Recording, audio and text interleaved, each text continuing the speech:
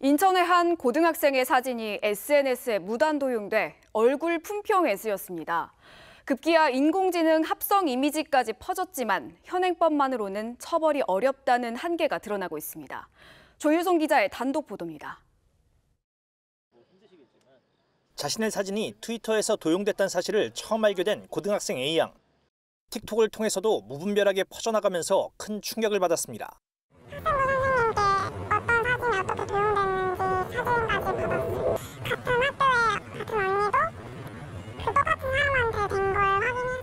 SNS에 잇따라 도용된 사진이 올라왔고 수백 개의 댓글이 달렸습니다. 호기심 섞인 반응부터 외모를 평가하는 조롱성 댓글까지 이어졌습니다. 급기야 사진은 딥페이크 합성물로 가공돼 유포됐습니다. 얼굴에 성적인 도구를 연상케 하는 사진을 합성한 겁니다. A양은 심리적 충격으로 응급실에 실려가기도 했습니다. 딥페이크를 당한 날에 제가 충격이 좀 심했는지 길에서 과옥이어가지고 제가 쓰러졌어요. 그래서 모르시는 분들이 저를 도와주셔서 그날 응급실에 가기도 했고. A양은 부모와 함께 남동경찰서에 고소장을 제출했습니다. 하지만 경찰은 초상권 침해 자체만으론 형사처벌이 어렵다는 입장입니다. 특히 해외에 서버를 둔 플랫폼은 수사 공조가 쉽지 않다고 설명합니다. 보통 민사로 초상권 침해로 많이 신고하거든요. 형법으로는 처벌할 수는 없고요. 이제 틱톡이랑 인스타그램이 해외 기업이라 또 공부가 어려운 것도 있고요. SNS를 통한 사진 도용과 합성물 유포가 잇따르는 상황. 현행법에 빈틈을 메우지 않으면 피해는 계속될 수밖에 없다는 지적입니다. OBS 뉴스 조유송입니다. 인천 여고생 딥페이크 사건, 어제 단독으로 전해드렸는데요. 가해자가 청소년으로 특정됐고 피해자들도 추가 확인되면서 경찰은 수사를 확대하고 있습니다. 청소년 디지털 범죄가 급증하고 있어 대책이 시급하다는 지적입니다. 조유송 기자입니다. 여고생 얼굴 사진을 무단 도용해 합성물로 가공한 뒤 트위터에 유포한 가해자. 경찰은 10대 청소년으로 특정했고 피해자도 한 명이 아닌 여러 명으로 파악했습니다. 수사는 추가 피해자와 공범 여부로 확대되고 있습니다. 혹시나 거기에 핸드폰이나 이런 전자기기에 다른 뭐가 또 있을 수도 있잖아요. 그런 것도 들여다봐야 되는데. 청소년 디지털 합성물 범죄는 폭발적으로 늘고 있습니다. 허위 영상물 범죄 청소년 피의자는 2022년 50여 명, 이듬해 90여 명으로 집계됐습니다. 딥페이크 성범죄 집계가 시작된 지난해부터는 540여 명으로 급증합니다.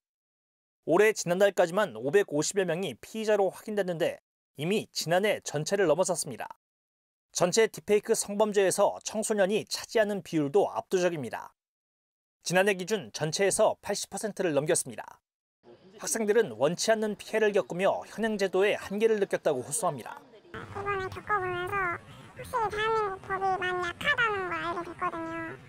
저는 그렇게 심장이 떨리고 다른 사람한테 원하지 않는 욕도 먹고 했는데 이런 목소리가 커지면서 국회는 처벌 강화와 예방교육 확대를 담은 법 개정에 나섰습니다. 플랫폼 책임을 묻는 법적 장치 마련과 피해 학생 회복 지원 근거도 함께 추진됩니다. 굉장히 심정적으로 정서적으로 침해가 깊거든요. 그 성장기이기 때문에. 그런데도 불구하고 초상권이 침해됐던 것만 가지고는 형사처벌이 되지 않기 때문에 직접 규율해야 될 법이 필요하죠, 이제는. 청소년 딥페이크 범죄 대응, 더 이상 미룰 수 없는 과제가 되고 있습니다. OBS 뉴스 조유송. 피해 학생은 큰 충격을 받았지만 정서적 지원은 없었고 교사들은 반복되는 사건에 무력감을 호소하며 제도적 공백을 지적합니다. 조유송 기자입니다. 고등학생 딸의 사진이 도용돼 딥페이크 합성물로 퍼진 사실을 알게 된 학부모 A씨. 딸은 충격으로 쓰러져 응급실에 실려갔지만 사후 관리나 상담 같은 지원은 전혀 없었습니다. 학교 역시 사건을 제대로 파악하지 못한 채 쉬쉬하는 분위기였다고 말합니다. 담임선생님도 이 내용을 잘 모를 정도로 뭔가 굉장히 시시하는 분위기로만 흘러간다는 거예요. 심리적인 상담이라든지 향후 어떻게 이렇게 말해서 관찰이라든지 이런 것도 전혀 진행이 안 되고 있고. 인천시 교육청 상담차기도 현장에선 작동하지 않았습니다. 학교가 해준 조언이라곤 경찰에 고소하란 말뿐이었습니다. 단지 학교에서도 얘기한 게 경찰에 고소를 해라. 그 내용밖에 전달받은 게 없어요. 그냥 피해만 당해야 되는 그냥 피해자인 것 뿐이구나 그냥. 최근 인천에선 교사 딥페이크 성착취물 사건으로 10대 청소년이 실형을 선고받았습니다. 하지만 피해 교사들에 대한 심리치료 등 정서적 지원은 여전히 미흡하다는 지적입니다. 교사들은 대응 매뉴얼조차 없어 피해 학생이나 교사가 직접 전문기관을 찾아야 한다고 토로합니다. 또 가해 학생 징계 기준도 학교마다 달라 일관성이 없다고 강조합니다. 교육청 차원에서도 이런 대응팀들이 즉각적으로 이제 반응할 수 있게끔 시스템이 정비가 돼야 된다고 저희는 보고 있습니다. 경찰이나 검찰처럼 이런 전문 기관들과 긴밀하게 협력할 수 있는 피해자 보호와 정서회복 지원, 교사와 학생 모두를 위한 법적 안전망이 시급한 과제로 떠오르고 있습니다. OBS 뉴스 조유송입니다. 인천시의회가 지난해 딥페이크 성범죄 피해 지원 조례를 개정했지만 정작 교육청에서는 피해자가 직접 신고하지 않으면 개입조차 어렵다는 입장입니다. 조유송 기자입니다. 인천시의회는 지난해 딥페이크 성범죄 예방과 피해 지원을 명문화한 조례를 개정했습니다. 학생뿐 아니라 교직원까지 보호 대상을 넓히고 딥페이크를 성범죄에 포함했습니다. 피해자에 대한 심리 상담과 의료, 법률 지원까지 구체적으로 명시했습니다. 하지만 1년 가까이 지난 지금도 피해자 보호는 제자리입니다. 피해 학부모는 딸이 충격으로 응급실에 실려갔지만 상담이나 치료 같은 지원은 전혀 없었다고 토로합니다. 단지 학교에서도 얘기한 게 경찰에 고소를 해라. 그 내용밖에 전달받은 게 없어요. 인천시 교육청은 피해 사실을 교육청 차원에서 먼저 인지할 수 없다는 입장입니다.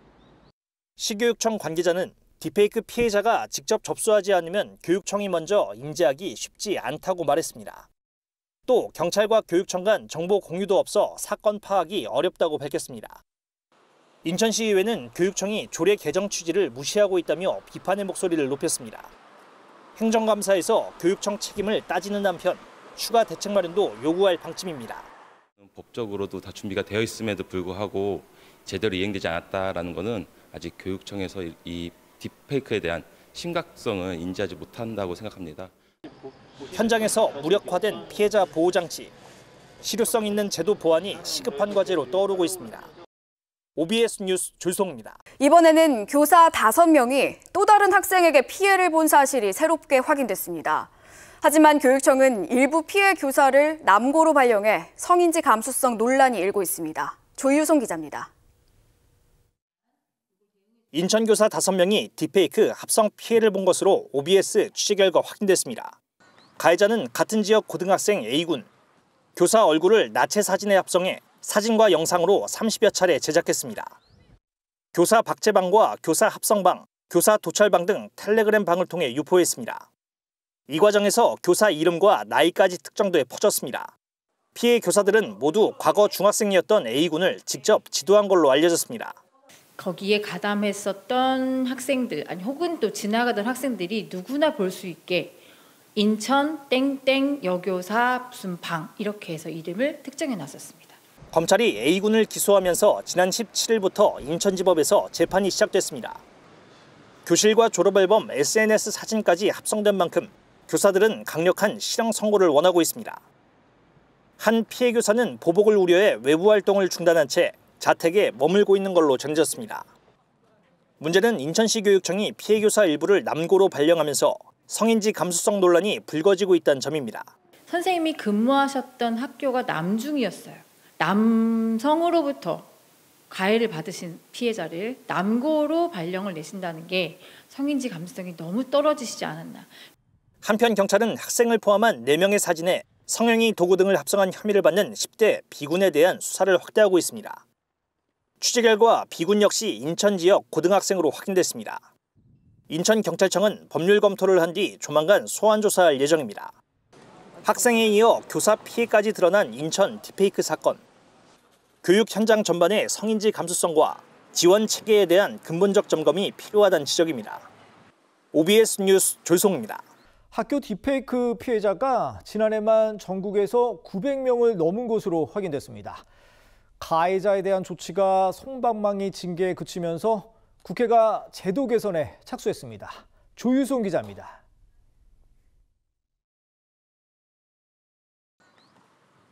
학생에 이어 교사 피해까지 드러난 인천 딥페이크 사건. 지난해 전국에서 딥페이크 합성 피해를 본 학생과 교사는 900명이 넘는 걸로 나타났습니다. 가해 학생만도 460여 명에 이릅니다. 징계 실태는 더 심각합니다. 지난해 딥페이크를 포함한 성 관련 시민은 전국에서 약 4,500건으로 집계됐습니다. 이 가운데 퇴학 조치는 30여 건, 전체의 0.7%에 불과합니다. 반면 서면 사과는 1,700여 건으로 전체의 38.5%에 달합니다. 솜방망이 처벌이란 비판이 나오는 이유입니다. OBS가 연속 보도했듯 현장 지원과 징계 절차는 피해자 의사에 막혀 멈췄습니다. 사건이 알려질까 두려워 2차 피해를 우려했기 때문입니다. 그럼에도 교육부는 지원 체계 문제보다 홍보와 피해자 인식 부족을 강조합니다. 인식 개선이라든지 아니면 홍보 쪽으로 통해가지고 이게 잘 작동이 되도록 지원하는 것들이 더 중요하다고 생각합니다. 이게 시스템이 무너져 있거나 구비가 되어 있지 않아서 작동이 안 되는 건 아니거든요. 탁상 행정이란 비판 속에 국회가 직접 대응에 나섰습니다.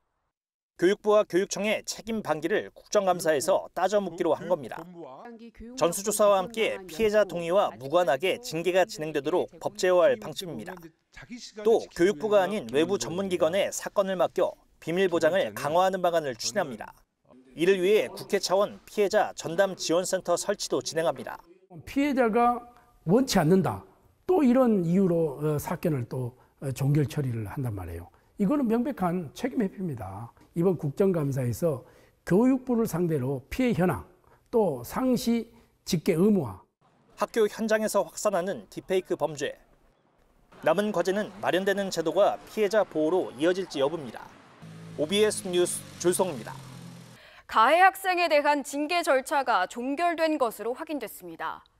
피해자 보호와 교권 모두 제도적 공백에 놓여 있다는 지적이 나옵니다. 조유송 기자입니다.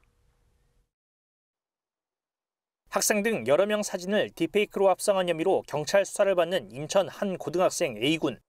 인천시 교육청은 A군에 대한 징계 절차가 종결됐다고 밝혔습니다. 유일하게 접수됐던 피해 학생이 절차를 취소했기 때문입니다. 이에 따라 접근 금지나 분리 조치 등 실질적인 보호 조치도 이루어지지 않고 있습니다. A군은 현재 별다른 제재 없이 학교를 다니고 있습니다. 교사 5명 사진을 딥페이크로 합성 유포한 혐의로 재판을 받는 고등학생 B군 역시 징계는 내려지지 않았습니다.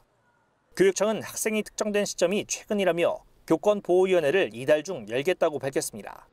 교육청 관계자는 현행법상 피해자 의사가 없는 상황에서 징계 절차가 진행될 수 없다고 말했습니다.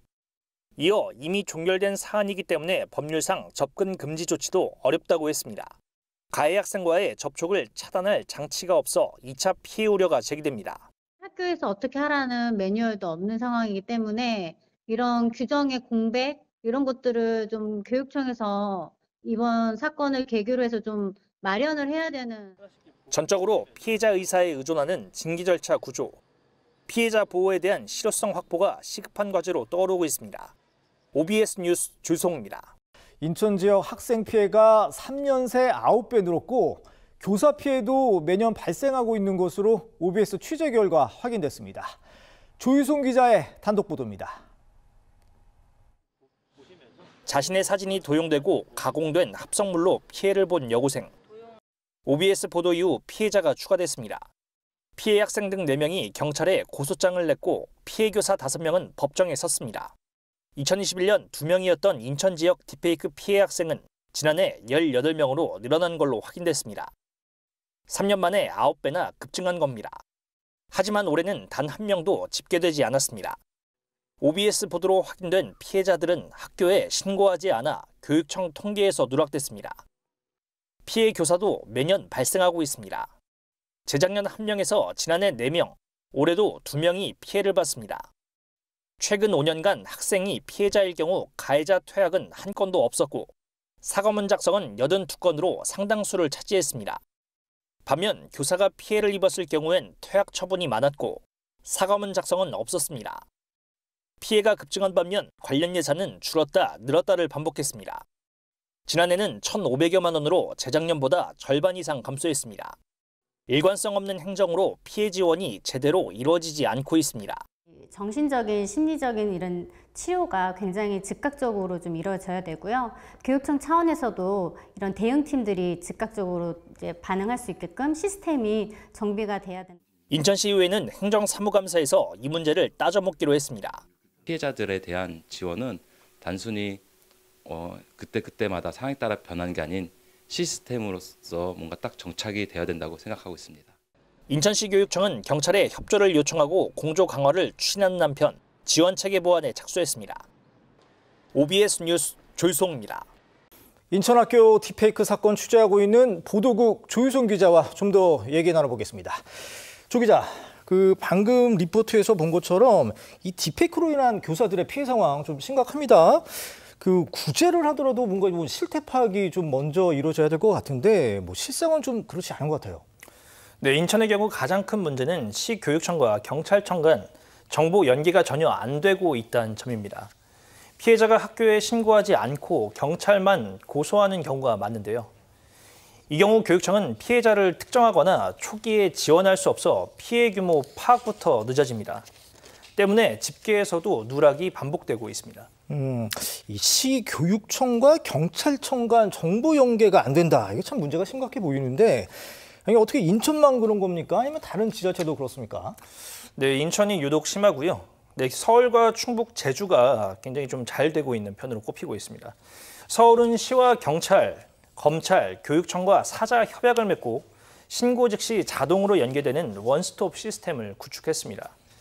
충북은 도와 도교육청, 경찰이 정보 공유와 공동 대응 절차를 매뉴얼화했습니다. 제주는 교육청과 경찰이 TF를 구성해 사건 발생 즉시 합성 사진이나 영상물을 삭제하고 심리 지원까지 이어지는 체계를 만들었습니다. 이런 시스템이 있다면 신고에서 보호, 삭제, 수사까지 공백이 없는 대응이 가능합니다. 예, 이 조 기자가 이 취재한 내용을 보면 이 피해 교사가 5명이 확인됐고요. 그리고 현재 지금 재판이 진행 중인데 아니 2심 재판부터는 변호사비가 지원이 안 된다. 이거 좀 뭐가 문제입니까? 네, 그렇습니다. 핵심은 약관 변경입니다. 예. 인천시교육청 교원보호 공제 사업이 이번에 바뀌면서 형사사건 지원 한도가 330만 원으로 묶였습니다. 피해 교사들은 이미 1심에서 한도를 모두 소진해서 2심부터는 지원이 없는 상태가 된 겁니다. 현장에선 항소심에서도 의견서 제출과 증거 보완, 재판 출석 동행을 비롯해 피해자 대리인의 역할이 절실하다는 목소리가 높습니다. 공백이 생기면 절차 대응이 느려지고 2차 피해로 이어질 수 있다는 우려도 큽니다. 예, 관련해서는 이제 교육부 입장은 좀 나왔는데 이게 보니까 교사는 형사 사건 직접 당사자가 아니라서 제안했다라는 거 아닙니까? 근데 이거 교육 현장 상황과는 좀 괴리가 있어 보여요. 예. 딥페이크 피해는 교실과 졸업 앨범 그리고 SNS를 비롯해서 교육 활동 공간과 직결돼 있습니다. 단순한 개인 피해가 아니라 교육 활동 중에 발생한 사건이란 점에서 지원 필요성이 큽니다. 때문에 현장에선 2심, 3심에서 한시적 예외 규정이나 중대사건 유형별 가이드라인 마련이 필요하다는 지적이 나오고 있습니다. 변호사 조력이 중단되면 선생님들께서는 교육활동에 더욱더 집중하실 수 없으시고 더 나아가서는 일상생활에도 지장이 오시거든요. 자기의 권리를 제대로 행사하지 못하는 불이익이 생길 수밖에 없고. 그래요. 이 교육부 입장은 그런 거고 그렇다면 인천시 교육청 차원에서도 좀 대응책이 있을 것 같아요. 네, 비용 지원은 어렵지만 법률 자문 제도를 통해 2심도 법률 지원을 이어가겠다는 입장을 밝혔습니다. 기존 소송비 지원은 중단됐지만 의견서 제출과 변호사 동행, 자문 지원은 가능하게 됐습니다. 문제에서 형사소송비 지원, 2심 지원에 대해서는 좀 어렵다. 법률 자문 제도를 활용해서 2심에 필요한 의견서 제출 등 변호사의 조력을 받을 수 있도록 보완하고 있습니다.